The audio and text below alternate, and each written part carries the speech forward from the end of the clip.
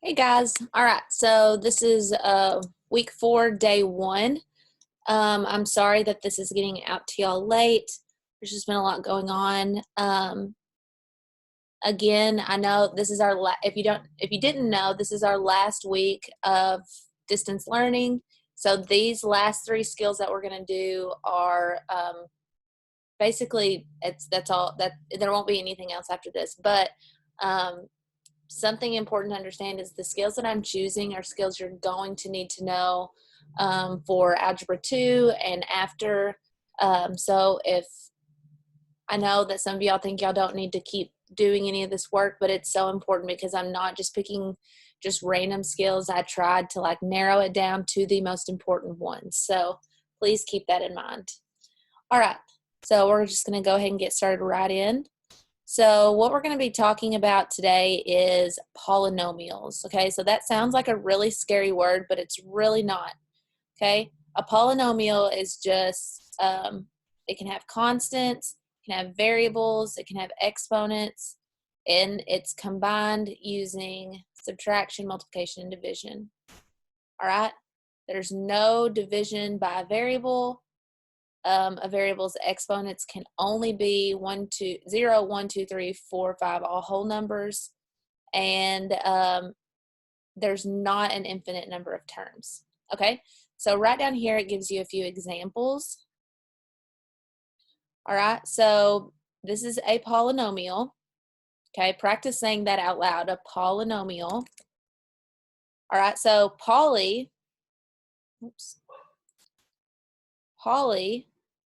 means many, and then nomial, that just means terms. Okay, we've used terms before. That's like if you have x, or if you have 2x, or if you have 5, or all those are just different terms. You had x squared. You know, all of those would be examples of terms. Okay, so polynomials is just many terms. So we have 5x y squared minus 3x plus 5y to the third power minus 3. Okay, you can see that these were all combined using addition, subtraction, multiplication, and division. Okay, now these are some non-examples of what a polynomial is.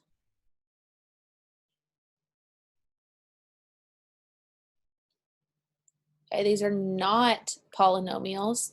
All right, you can see here that this one was raised to the -2 power. Okay, so that would mean that there would be variables in the denominator, which there's no division by a variable, and exponents can only be 0, +1, +2, and +3. Okay, and then this one, again, this one is division by a variable, so that one would not be a polynomial either. Okay, so that is just your basic introduction of what a polynomial is.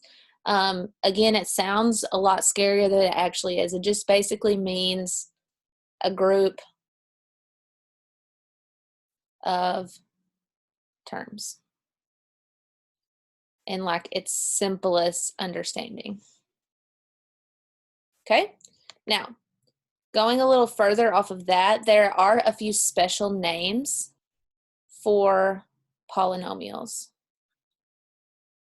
Okay, when we're referring to a group of 1, 2, or 3 terms.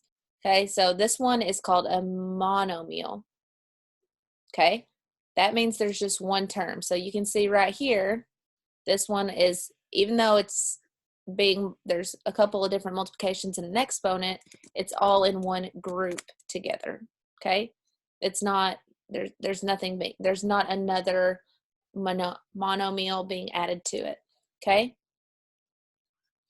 a second one would be binomial, which means there's 2 terms.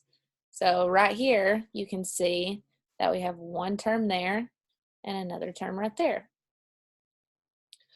All right, and then the last one, we have a trinomial, which means that there are 3 terms. Okay, so we have, you can see that there's one term there, second term, and then the third term. Okay. These are words that that questions as you move forward are going to use to describe the problem that you're working with. The day 3 skill, the skill number 3 for this week, we're going to be looking more at trinomials, but their characteristics are not different between them. They're still considered they're in the polynomial group. It's just these different names just tell you how many terms are in there. Okay, and those names derive from like a monocycle. That just means one. We have a bicycle. That means there's 2 wheels. And then we have a tricycle. Like there's 3 wheels. Okay. There are also terms for a quadrinomial and a quintinomial, but those aren't used as often. Okay. The main ones you're going to look at are these 3 here. Okay. So that is just your basic introduction to polynomials. So what we're going to do today is we're just going to be taking those and we're going to be multiplying them.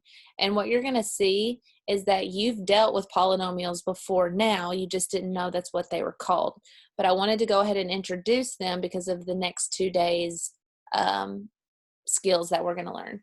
Now today is going to be a lot of what you're going to be used to as distribution. So it shouldn't be that confusing for you. Okay, so first things first, we're going to be looking at multiplying polynomials. Now again, when we are doing polynomials, though, that includes monomials, binomials, and trinomials. Okay, so they're all just going to kind of be mixed in there with it. So they just kind of encompass that with the word polynomial. All right, so let's look at this first one. So what we're going to be doing is we're going to be multiplying the coefficients, and then we're going to be adding the exponents. Okay, those are the same rules that we looked at when the very first skill with our exponent rules. Okay, so you're going to have to think back to those rules. So first thing, it says you're going to take but what you're going to do is we have 6x times 3x squared minus 4. So what we have to do anytime we have a term on the outside of parentheses is we have to distribute it. Okay, so what we're going to do is we are going to multiply the coefficients, and then we're going to add the exponents. So let's look at the first one. So we have 6x times 3x squared. So we're going to multiply the 6 times 3. So that's going to equal 18. And then we have x to the first power times x to the second power. So when we have those exponents, we're going to add the exponents. And then we have x to the third power. Okay, next we're going to then do the 6x times the negative 4. So 6 times 4, or 6 times negative 4 is going to be negative 24. And then we have x times nothing, so then we'll just have x. All right, at this point you would combine any like terms that you have, but since we don't have any of those, then this would be it in its most simplest form. Okay, now let's look at the next one. All right, so we have 2x times 3xy squared, and we have 2x times a positive 4y. Okay, so we're going to multiply our coefficients, and we're going to add our exponents. All right, so let's look at that. So we have 2 times 3, so that's going to give us 6. We have x to the first power times x to the first power. So we will add those exponents. So it'll be x squared. So x times x would be x squared, not 2x. All right. And then we have x times y squared. Well, there's not another y squared, so we would just leave it like that.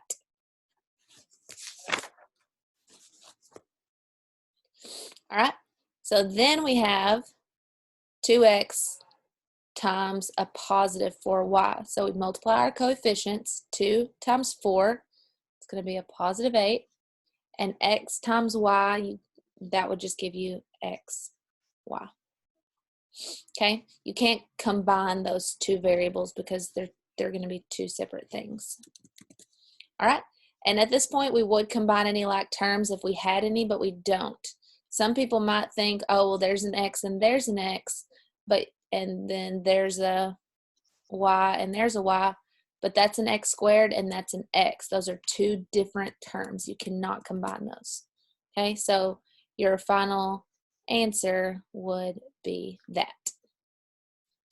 All right, last one for multiplying them, we have negative 2x cubed, times negative 4x, and then negative 2x cubed times 8x to the 4th power. Okay, so once again, we're going to be multiplying our coefficients, and we're going to be adding our exponents. Okay, so we have a negative 2 times a negative 4. It's going to give me a positive 8. We have an x to the 3rd power times x to the 1st power. So what we're going to do is we're going to add those exponents. All right, and then we have a negative 2 times a positive 8. That's going to be a negative 16. And then we have an x to the 3rd power and an x to the 4th power. So that is going to be x to the 7th power. Okay? Now, once again, a lot of you will want to think, oh, there's an x and there's an x. Let's combine those two x's, but you cannot do that. Okay, those are two different terms. So you would just leave it like this. All right, I'm sorry. I didn't realize there was one more. All right. So this one doesn't have any coefficients. So if it doesn't have a coefficient, it's understood to be 1. All right, so we're going to just take that and we're going to distribute it to everything on the inside. So we're going to multiply our coefficients and we're going to add our exponents. And I'm still highlighting these little numbers even though they're not there because we know a variable that doesn't have an exponent is understood to be 1. Okay, so let's distribute that. We have 1 times a negative 3. That's going to be a negative 3. We have an x to the 3rd power times x to the 4th power, so we would add those. We have a y to the 1st power and a y to the 1st power, so that will be y squared. Then we have 1 times a negative 5, so that would be negative 5. We have an x to the 3rd power times x squared, so that would be x to the 5th power. And then we have this y to the 1st power that still has to be multiplied through. Since there's not another y, you would just keep that y to the 1st power. All right, and you can't combine any of those terms. So you would just be left with that binomial because there's two terms. That would be binomial, this would be binomial, that one would be binomial. Okay, so all of those are binomial answers. Now, last little bit, we're going to be taking the same idea and we're going to use all of those skills that we've learned this far, and we're going to use it to solve an equation. We're going to use it to actually solve for what x equals. Okay, so I think that y'all will actually like this once you do it a couple of times. All right, so this is us actually practicing it in equations. Okay, so we're going to solve and then we're going to use it to check our answers. Okay, here we go. Let's get a different pen color. Okay. So first thing I notice is that I have a parentheses with a term on the outside of it. So I need to distribute that first. There's nothing I can do to this other side of my equal sign, so I'm just going to go ahead and start. All right, so I have an x to the 1st power times x to the 1st power. So that's 1 times 1, which would just be 1. X to the 1st times x to the 1st would be x squared. Then I have x times a positive 3. So once again, we're going to multiply our coefficients. Okay. This one's understood to be 1, so 1 times a positive 3 would be a positive 3. X times nothing would just be x. Okay, then I'm just going to bring down what's left over on this other side of my equal sign. Okay, so now what I'm going to do is I'm going to combine my like terms. So the first thing that I notice is that I have an x squared and an x squared. So what I can do is I can cancel, or I can combine those. Okay, so what I'm going to do is I'm going to take this x squared and I'm going to move it over here. Okay, so like last week when we talked about having variables on both sides of the equal sign, it doesn't matter which side you move it to, but once you get your variables on one side, then that means that your other side is going to be left for your constants. Okay, that's what you're ultimately working for. Okay, so positive x squared minus x squared, they cancel, and have a positive x squared minus x squared, so those cancel, so that works out. So I'm left with 3x on this side and 6 on this side. Okay, so now I'm wanting to solve for x, so that's 3 times x. So what I'm going to do is I'm going to divide both sides by 3. That 3 cancels, and I'm left with 6 divided by 3, which is 2. All right, and if you wanted to check it like it says up here, you could always go and substitute that 2 back into your original equation.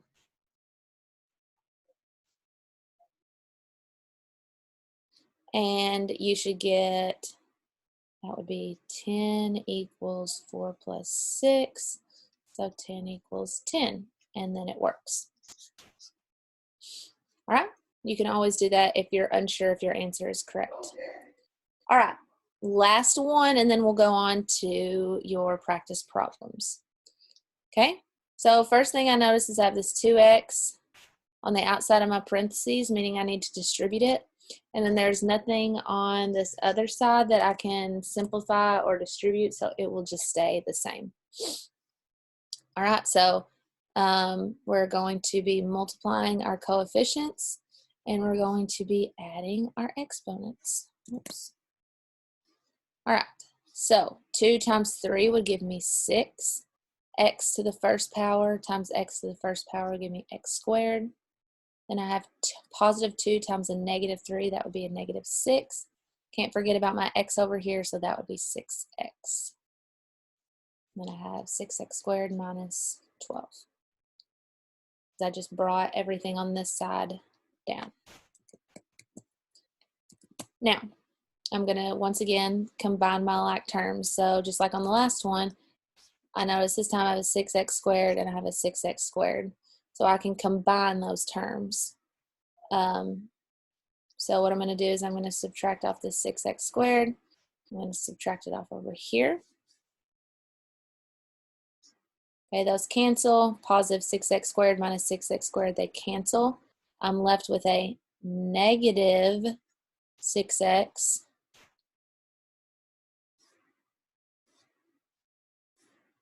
equals negative 12. All right, once again, that's negative 6 times x, so I divide by negative 6, divide by negative 6, those cancel, and I'm left with x equals 2. And like I said, if you wanted to, you could plug in 2 for all of your x values and see if your answer comes out as true. All right, that's it for polynomials and multiplying those out. We're going to practice that more in the next video. Thanks, guys.